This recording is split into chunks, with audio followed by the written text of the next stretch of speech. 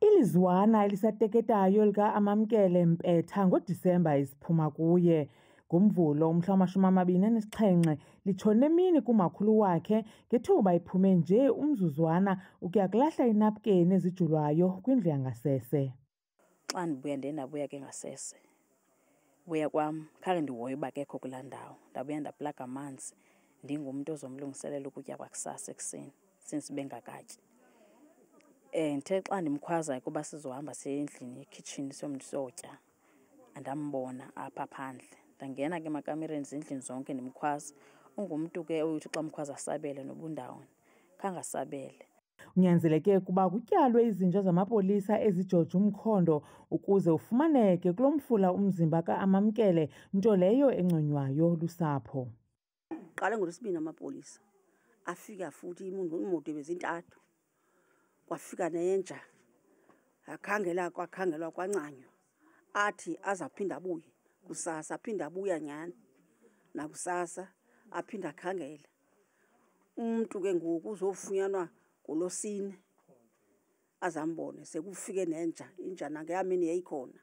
Ukhokho wakhe uthi isathe tha ezingqondweni indlela afumaneke ekuyo lo mntwana. Kuthi uleje ngento emnyama waze ke ngoku uthi kunyanam lo unendawo ehlwambukileyo apha emlonyeni.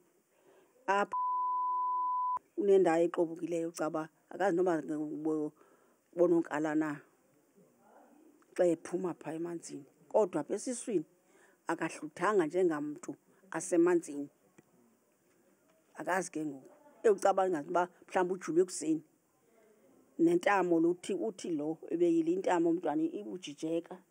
Umama wakhe ona-20 iminyaka ubudala ubesesikolweni apho enza ugrade 11 ngethuba exelelwa ngesi sihelegu. Ndave ndonakala kwalapha emoyeni kusaba umntana mba ulahlekile. Abantwana bam bebayithu ukhona umncinci emva kwakhe. So nje kusoleke lo kushiyeke umncinci oyintombi una-4 months yena bena-1 year 10 months. Bezogqiba unyaka wakhe wesibini apha ngoMatshi, nge-10 kaMatshi. Akukaziwa ukuba uzawungcwatywa nini lo mntwana. Nanjengoko amapolisa ewufumene kulo mlambo umzimba womntwana sele ubanda, usapho lunethemba lokuba uphando lungakhokelela ekubeni kubanjwe umenzi wobubi.